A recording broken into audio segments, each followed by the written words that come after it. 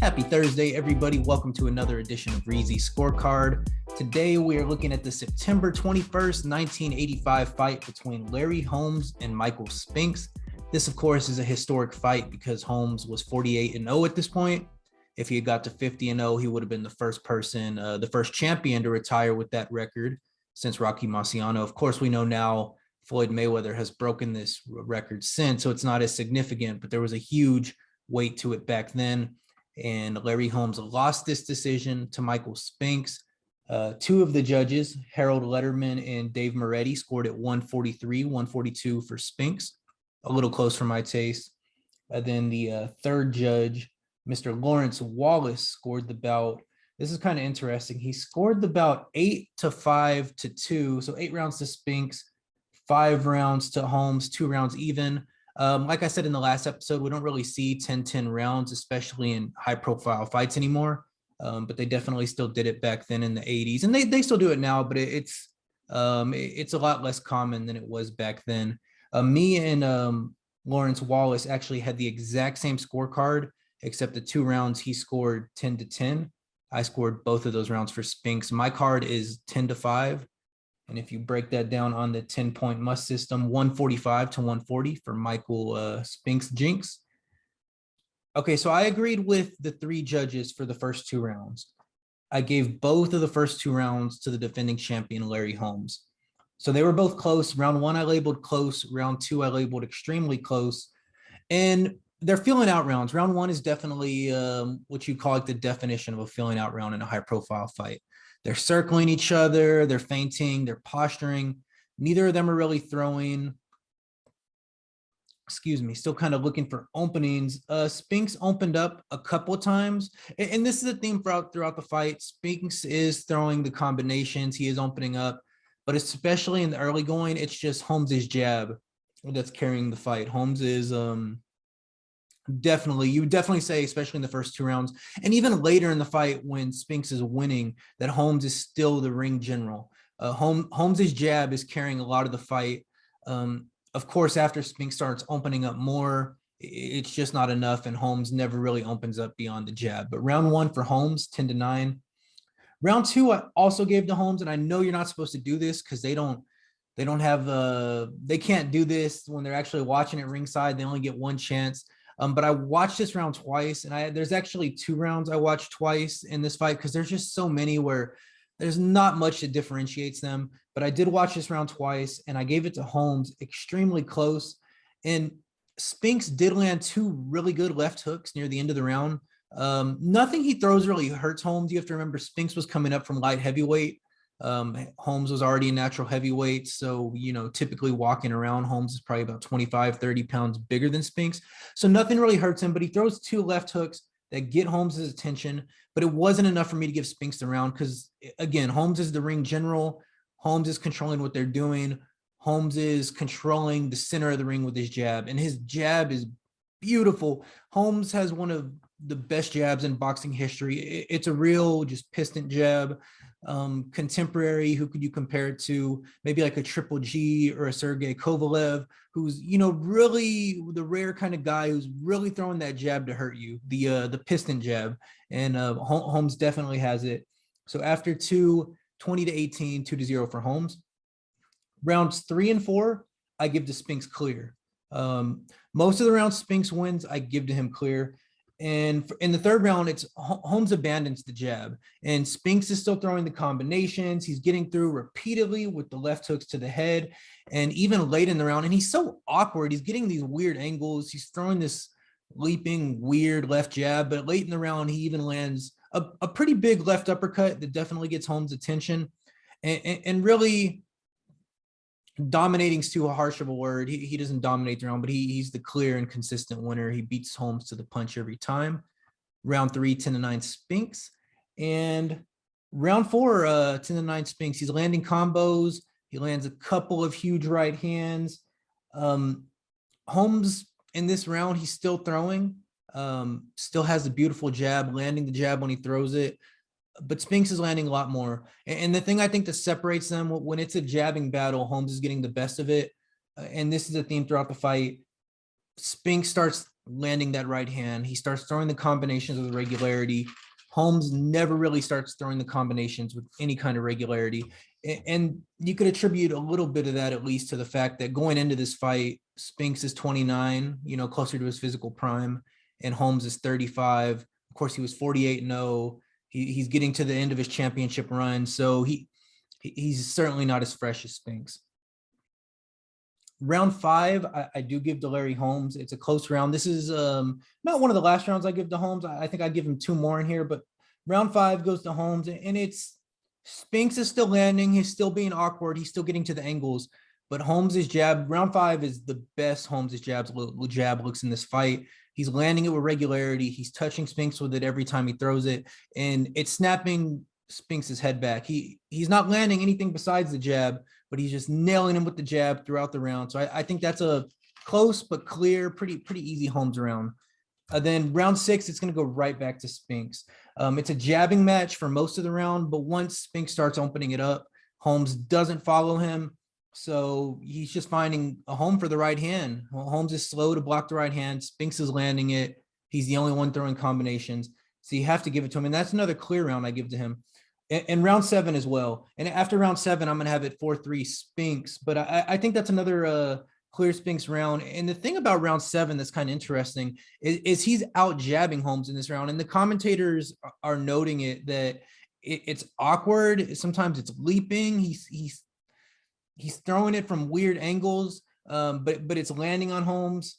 He's getting it in, and he's judiciously mixing in that right hand. So he's throwing like this straight overhand that's getting in most of the time he throws it. Nothing that's really even getting Holmes' attention, but certainly scoring shots. Round 8, I go to Holmes. This is the second to last round I give to Holmes. Round 9 is going to be the last round. It's a close round, but he's walking Spinks down with the jab, and he's landing it. And Spinks is throwing. He's not really landing. And he's doing a lot of dancing this round. He's circling. He's on the bicycle to the point where you could say, I think round 8 and for large parts of round 9, he's almost just outright running. And it's a bad look. It doesn't, even though he has his moments in this round, it looks so nasty. Just some of the running that you don't want to give him the round. So I give round 8 to Holmes. I give round 9 to Holmes. I listed this one extremely close. Spinks running a lot of this round. Holmes is controlling distance with his jab. Neither man's really landing besides Larry landing the jab. And just a lot of posturing. They exchanged body shots late, but this is probably, there's a lot of bad rounds in this fight. Round 9 is definitely a bad round. A lot of dancing, a lot of posturing, not a lot of action. So this is the last round I'm going to give to Holmes. Extremely close. Round 10, clear Spinks round. He's landing that awkward jab. He's Holmes is and this is kind of the story of the fight. Holmes really starts to lose the range on his jab. Spinks starts moving his head a little, and he's blocking some of the jabs, but some of them he's just doing the Ali, putting his head back, and Holmes really starts to lose the range on his jab. I mean, there's periods where I count 6 or 7 straight just missed jabs from Holmes. He's clearly getting tired. And if he threw 25 jabs in this round, maybe he probably landed 1 or 2, nothing that landed clean. It starts to get really ugly for Holmes right here. And I think it all starts with he loses his rangefinder. He loses the jab, and thus he starts losing the fight. There's not much action, but Holmes, Spinks does land a good combination. And I think the punch he's landing the most is that right hand, and he lands a good combination that ends with the right hand near the end of the round. So it's nothing special. He's just throwing the 1-2, the jab in the right hand, but it's starting to get through while Larry's jab is starting to go away. And then this is where you kind of see Spinks pulling away, at least on my card. Round 11, I give to Spinks. I give it to him clear. It's the story of the fight from round 10. Holmes has completely lost the range on his jab. Spinks is being judicious, so he's just kind of casually circling around Holmes. He's throwing a little bit of a lazy jab, but once he has that opportunity, he's throwing a jab, straight right hand combo, and it's just right down the pipe, 1-2, jab, straight right hand, circling around, rinse and repeat, while Holmes is just pawing and missing the jab. And that's the story of the fight for rounds 10 and 11, and really for the late rounds of this fight.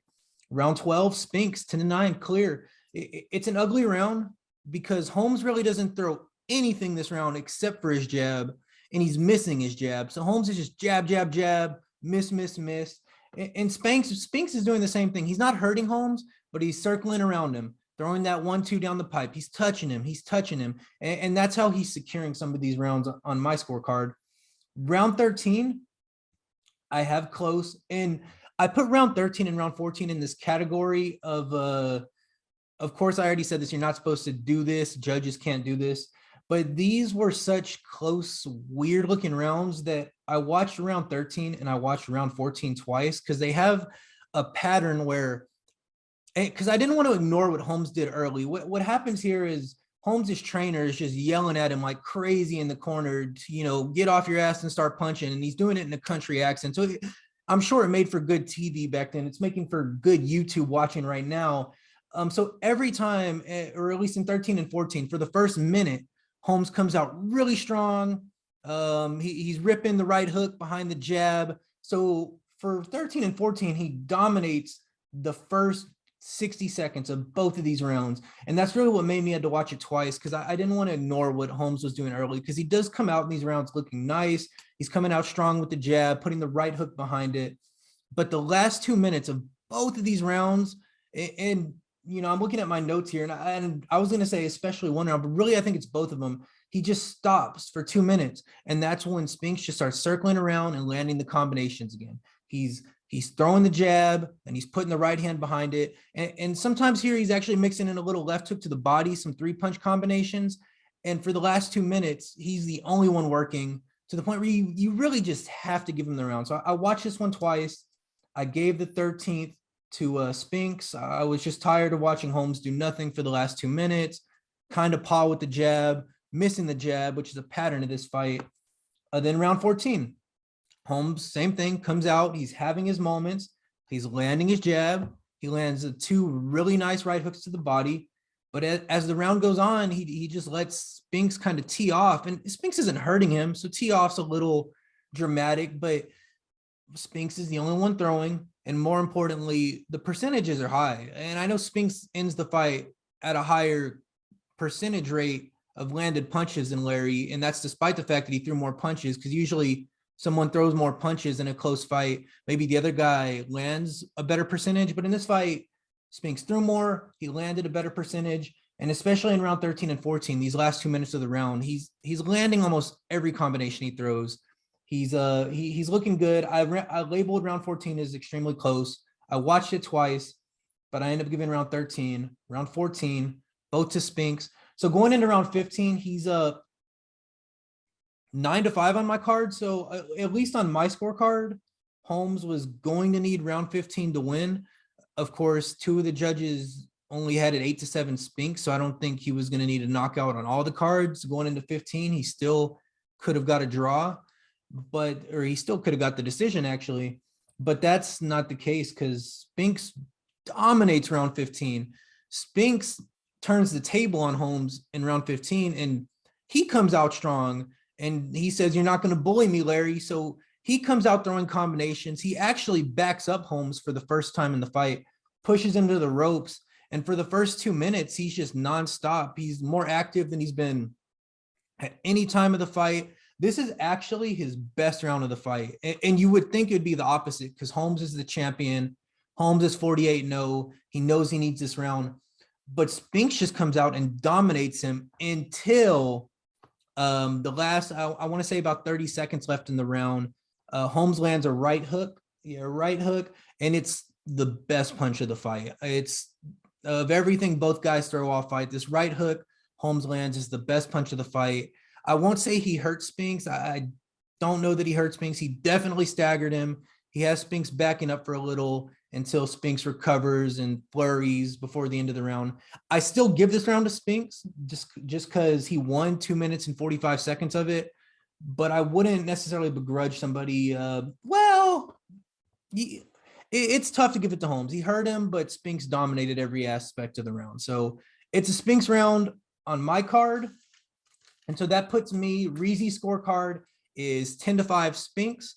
145 to 140 for the new heavyweight champion, Michael Spinks. And let's see how I have it compared to the other judges. So like I said, Harold Letterman, 8-7, Spinks.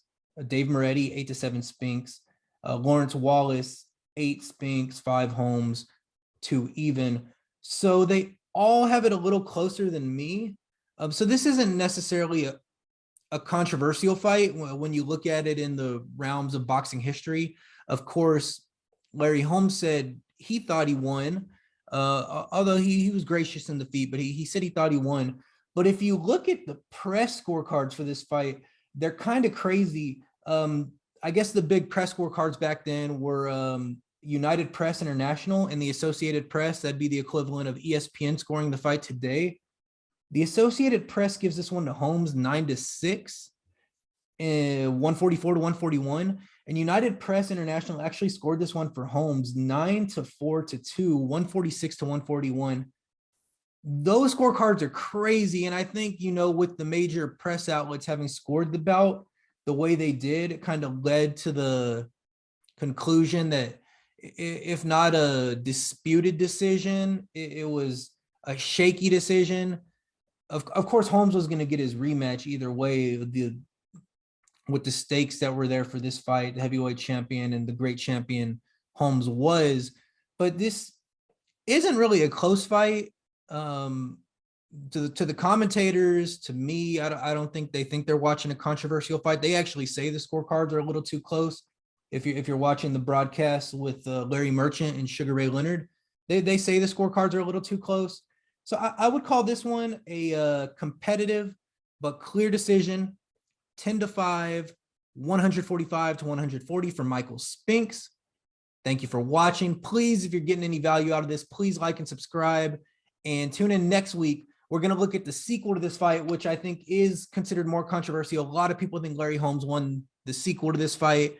We're looking at Michael Spinks versus Larry Holmes 2 next week. Thank you.